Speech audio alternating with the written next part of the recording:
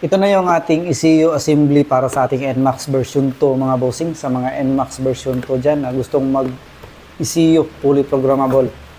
Ito na yun mga boss, pitch bike sa mga naghahanap dyan.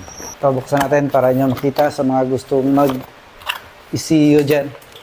Yan siya mga boss. Ito yung kanyang mode selector. Yan. Ito naman yung kanyang software na kasama. Andito naman yung kanyang tuning cable.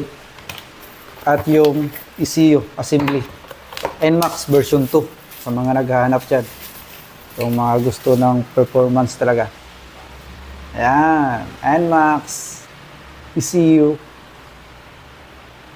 assembly mga boss. So sa mga interesado dyan, so ayun lang mga bossing, abang-abang sa mga paparating pa na parts para sa ating mga motor. Sa mga interesado ma-update, pwede nyo kayo follow. Ride safe mga boss.